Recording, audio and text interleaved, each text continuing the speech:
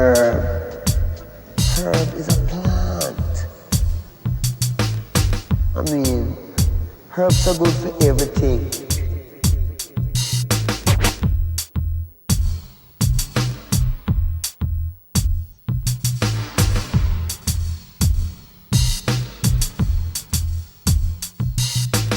Herb.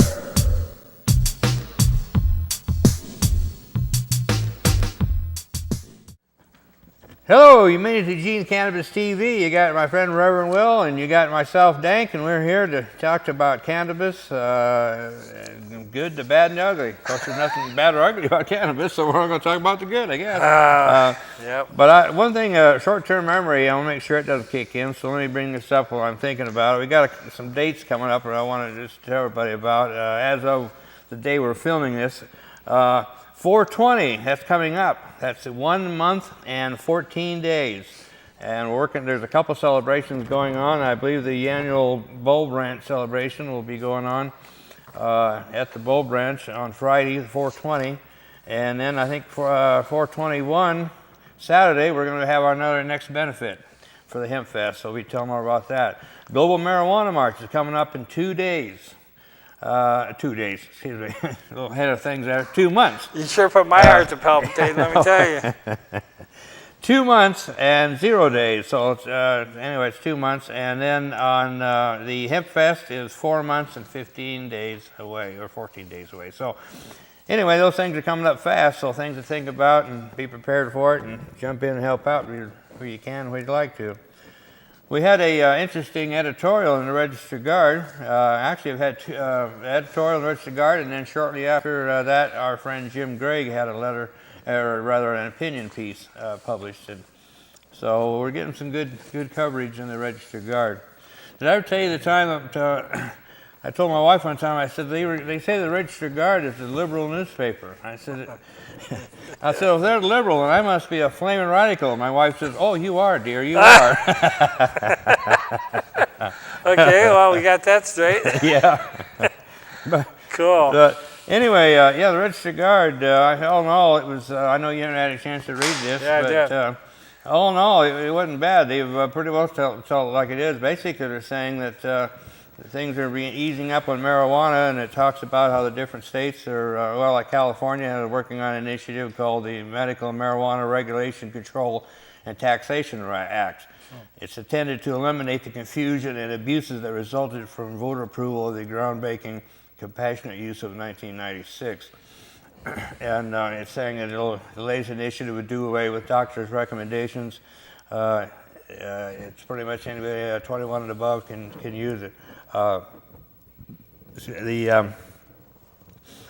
So it's, and then of course we have legalization initiatives. Colorado will be on the ballot in 2012. Washington's going to have one on the ballot in 2012. We're going to cover that story here in a few minutes. And Oregon has 2 possibilities of getting one on the ballot. There's OCTA, and then the other is the Citizens for Sensible Law Enforcement. Okay. By the way, their website, I love their website. It's endprohibitionagain.org. Isn't that great? I love that. That's a great name. Endprohibitionagain.org. Yeah. Yeah. Good So, one. yeah, I know you want to comment a little bit on what we did speak a little bit on that. Just on the Register Guard article. You know, the other day someone came up to me and was talking about how they lost their child in birth. You know, that they took the child away because they found marijuana in the mother's system.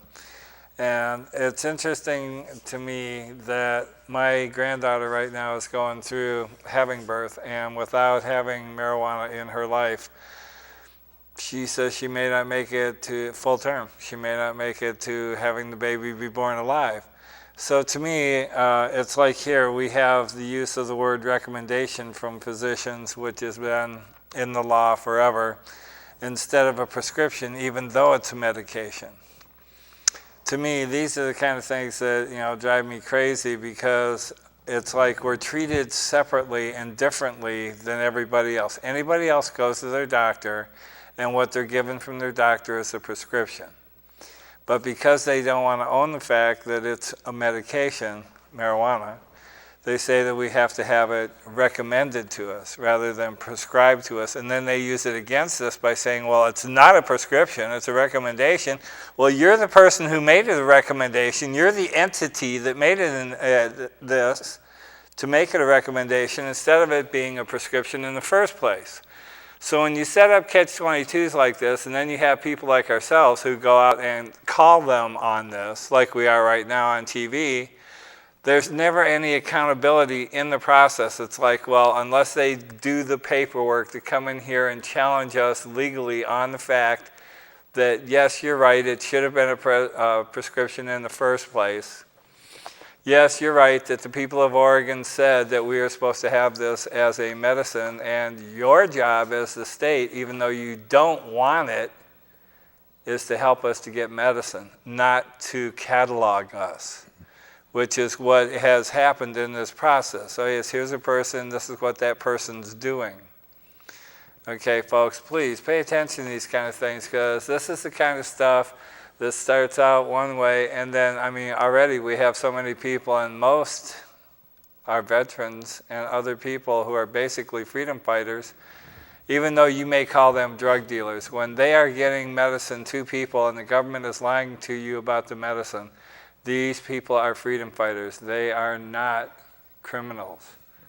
Because to me, once again, I just want to bring up the fact that because we've had a war declared on us, which we have, we should have the right to have Geneva Convention privileges. You've heard this from me before. You're going to hear it from me again. Understand the fact that when you declare war on a people, those people have the right to reparations. They have a right to the Geneva Convention to protect them.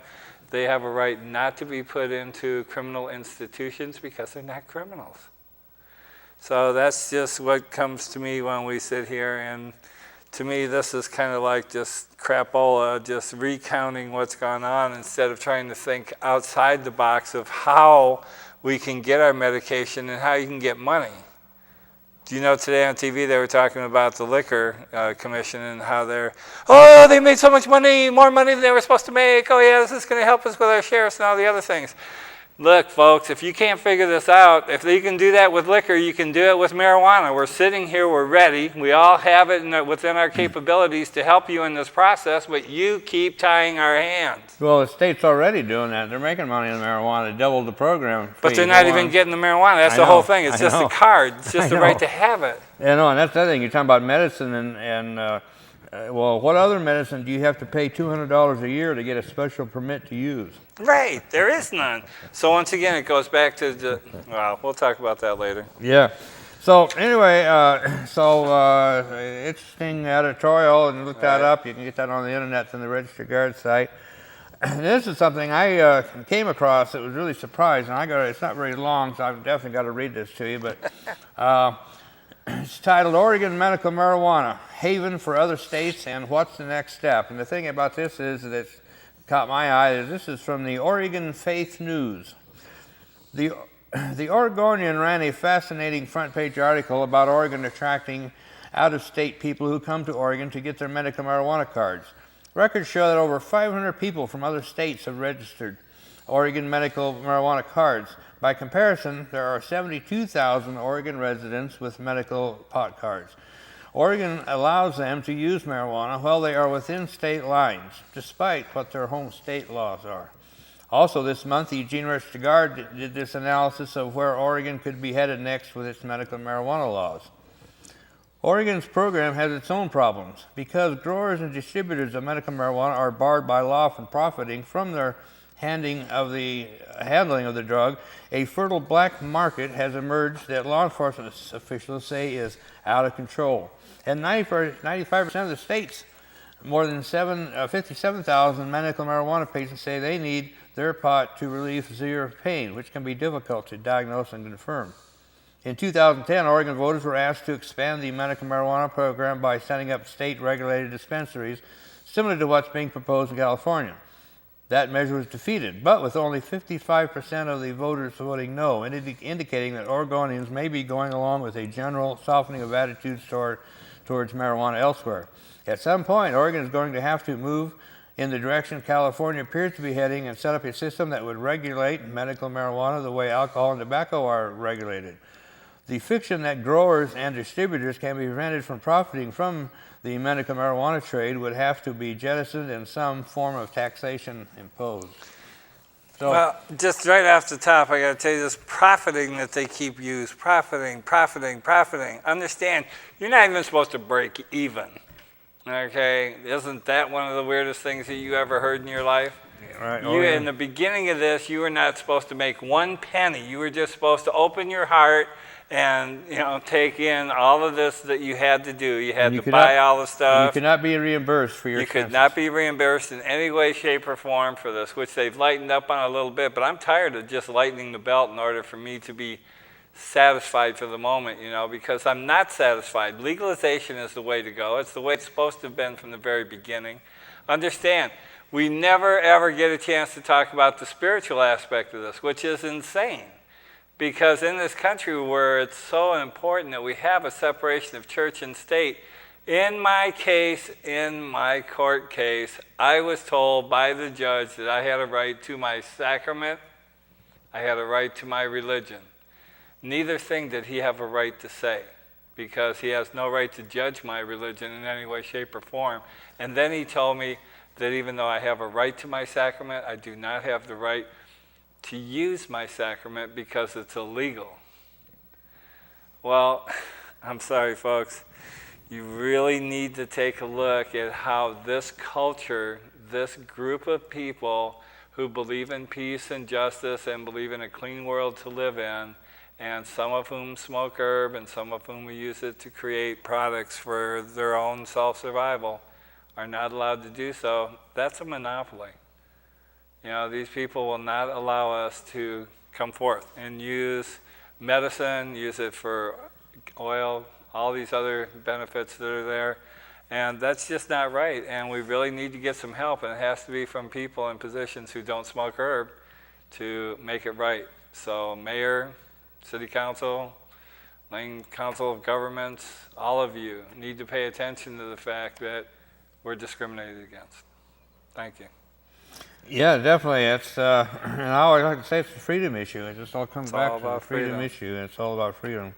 So I saw that we're close on time. Is that right? Yeah, we're just about ready to wrap up this segment here, but we just got a few seconds remaining. We had the ACMM meeting was last week, but I haven't gotten any update on it, so I'll have to report on that later. That's the advisory committee of the medical marijuana program. So we're going to wrap this up, and we'll catch you back here in a little bit. We got to take a break. We're almost overworked ourselves, so we got to take a break here. So we'll be right back. Yeah. And now a message from the American Marijuana Growers Association.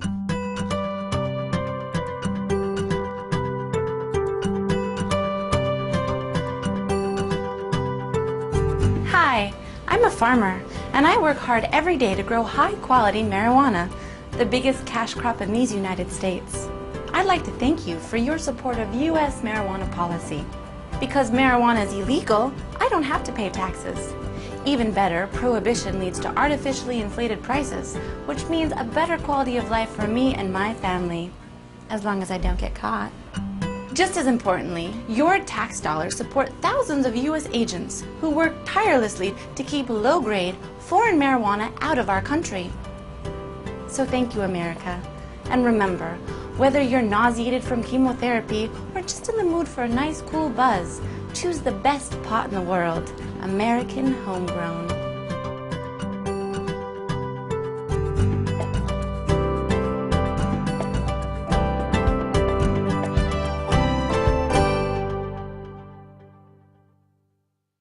Hello, folks. Here we go. Cannabis, Eugene Cannabis TV. We're here behind Sheldon High School, and we're ready to roll. We're back, and we were talking about all the people who are drawn to this wonderful state of Oregon. You can be drawn here to see the country. You can be drawn here to work. You can be drawn here to go to school. But don't be drawn here to get a medical marijuana card, because they're going to talk about you. So this one here is talking about all the Idahoans. I hope I said that right. Are coming this way. It says, Lindsay Reinhart was diagnosed with an aggressive form of multiple sclerosis 5 years ago. The drugs that the 29-year-old mom was prescribed to slow the effects of the disease cost tens of thousands of dollars each year, which a lot of us know, I'm sure. Reinhardt would prefer to use marijuana and would like to grow it herself. She says studies and anecdotal evidence indicate pot helps MS patients. I can totally support this because 30 years ago I had MS patients that were walking up to me and saying, "Thank you for caring enough to put your on the line in order to take care of us. Because without you, we would not have anywhere near a normal life." So with spasm and tremors, I could slow my disease's progression in a natural way, she said. A lot of patients find if they eat cannabis, they feel better and they can get off other medications or at least cut them down, which is very beneficial. Pot is illegal in Idaho. But Reinhardt is hoping to change that, working on an initiative campaign to ask Idaho voters to make medical marijuana legal. But others aren't waiting for the Idaho law to change. Some are obtaining medical marijuana cards. Apparently 163 Idahoans have obtained the Oregon cards, and others are opting to move to Oregon. Sierra Frank, a Boise native who moved last year to Portland after 9 years of battling pain associated with a bladder condition, said she's met a lot of Idaho refugees in Portland. Refugees. Once again, that kind of goes in line with our getting the Geneva Convention rights if we're being attacked as a people, and they have declared war on us in this country, so it all falls into place. Frank is the 29-year-old founder of the advocacy group Moms for Marijuana International, but she left because she feared getting caught with the one drug that she says has helped her become a productive adult and parent. Now she obtains marijuana in various forms, including capsules, from registered growers who make their product available at clubs or co-ops around Oregon. One of those co-ops, the 45th Parallel, opened last spring in Ontario, about an hour east of Boise. William Esbenson, formerly of Boise, was one of the co-op's organizers. The co-op is a place where patients meet growers and pick up marijuana, which they refer to as medicine. Some patients grow their own and share the extra with fellow patients. Under Oregon law, farmers can't sell it for profit, but can receive compensation for the growing cost. There we go with one of those twisted double standards. Nobody on this side of the state was helping out these patients, said Esbenson, who didn't want to discuss the illness he suffers. Esbenson doesn't encourage Idaho doctors to send their patients to the Ontario co-op. I tell them it's illegal in Idaho. He said, personally, I would never take cannabis into Idaho. The penalties are really harsh. Get caught with 3 ounces or less and you could be charged with a misdemeanor and face a fine of up to $1,000 and up to a year in jail. More than that is a felony, and so is cultivation. A conviction for felony possession brings up to 5 years in jail and a $10,000 fine. So there's all this really good information here. We have it, and you can get it for the 45th Parallel. If you need information, you can give us a call or email us. We'll get you that information. That's right. Yeah, they're either, I'm not sure which one of these individuals, it was one of the people they mentioned, or just somebody from that group, was at the Oregon marijuana. No, I can't remember the name of it. Super PAC meeting we had here a few weeks ago, and I wish I'd taken the time to meet him and talk to him a little bit, but I didn't really fully understand what the 45th Parallel was at the time. So that's really neat. And I remember hearing from a patient in Ontario. In fact, he was a blind patient in Ontario, and he had a real problem trying to get his card and medicine. Luckily, I was able to get him connected with somebody from OGF. But anyway, so that's really great that that's opened up there, and our neighbor to the east. And then we have another story here about hundreds of out-of-staters find comfort in obtaining Oregon medical marijuana cards, which is just some more of the same of what we're talking about.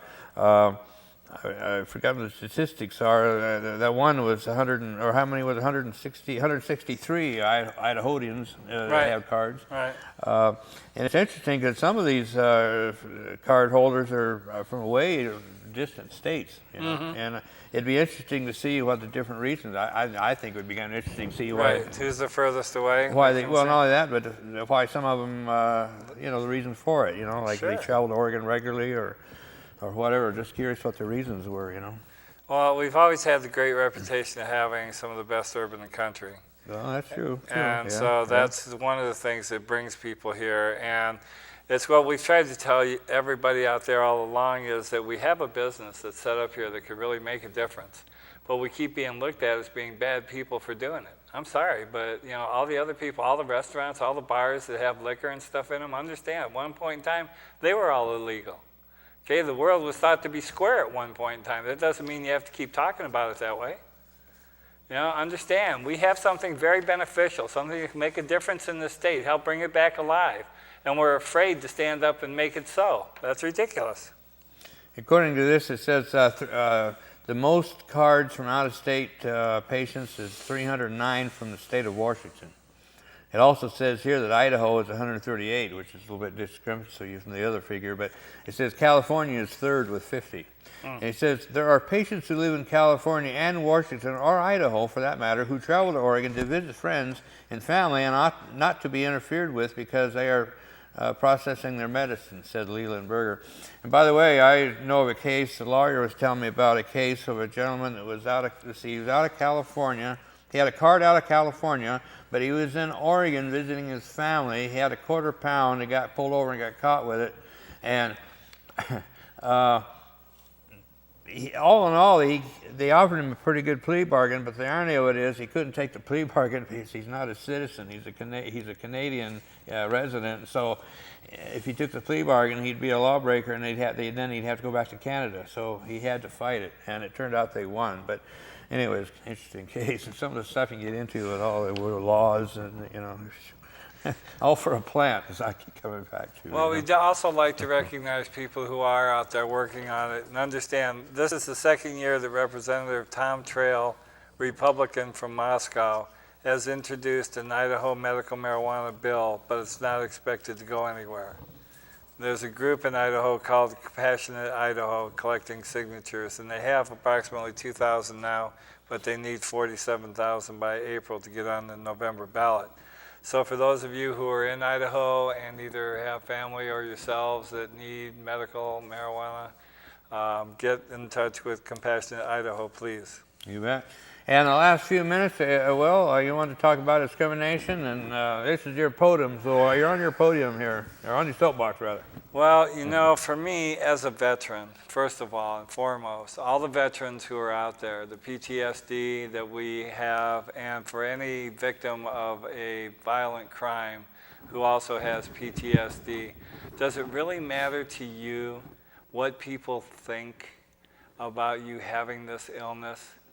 Because understand, we don't get any support. And the discrimination I'm talking about is the PTSD. The discrimination I'm talking about is having to have a card in order to get your medication. I mean, that's so you can be cataloged, straight up. And that's why a lot of the people don't have medical cards who would. Because they're afraid of getting on a list with our government. Listen to that key word there, people, afraid. They're afraid of their own government. These are veterans and other people who may be very viable and very beneficial in your community that have a hard time because if you knew that they smoked herb, you would buy into the bull from the government and therefore you would judge them harshly. So for me, when you can't drive, you're not supposed to work. Those two things alone, how are you supposed to survive? So basically the government is telling you that they don't care whether or not you survive, no matter how instrumental you are in keeping their area of the state alive. The University of Oregon, nor any other business in this state individually can take care of the people of this state. Marijuana being recognized in this state could make a difference. Y'all can laugh at me until the sun don't shine, but understand this, that simple truth someday will be rectified so that we can make a difference. But until it does, all the hurt, all the pain, all the suffering of you not having enough money for your school system. You know, understand the government was supposed to use lottery money to take care of the school system. Everybody else who's not smoking herb has no excuse not to remember this fact. Okay, the rest of us who smoke herb, we have an excuse for not remembering it. But you know what? We don't let it go because it matters to us. Whether it's our children or your children, they should have the right to a great schooling, and they don't because the government's not accountable for their actions. They did not keep the lottery for schools like they were supposed to. We're willing to step up and take on taxation so that we can help you rebuild your school systems. In addition to that, we have all these agencies that could be beneficial, building cars, building clothing, food, gas and oil. All of these different things can be shifted so that we can have a better world, the one that we want, if we can just use this. And you say that you can't believe that this would be such a panacea of good, this cannabis. But understand, you keep looking past this beautiful, bounteous product that could be used in so many ways and be beneficial in this state just because you listen to the federal government who wanted to take away your Social Security and privatize it, who has vets out here who have never been honored for the services to their country, and so many of them are now in jail for standing up for the right for us to be free with marijuana. So I hope you do some thinking, and the Attorney General, I believe, is the person to contact. You just let him know that you would like him as the person who deems what's legal and not, that we start working on ways of recognizing marijuana as a valuable product in our society. So that's right. Well, we appreciate one it. thing. You bet. We appreciate the good words on that. And a quick reminder, it's another 420 event. This is in Southern Oregon, the 420 Family Reunion. Send us an email. We'll tell you all about it, how to get in on that. It's going to be a great event. It's going to start at April 21st. It goes from April 20th at 6 p.m. till April 21st at 4 a.m. Wow. Yeah. Wow, So it'll be cool. great. So anyway, well, thanks for joining us. And next week we'll have more information for you. Special thanks to Reverend Will for coming in and being on the show. And a big hand for our crew out there in the back. We appreciate it. Thanks. Thanks, guys.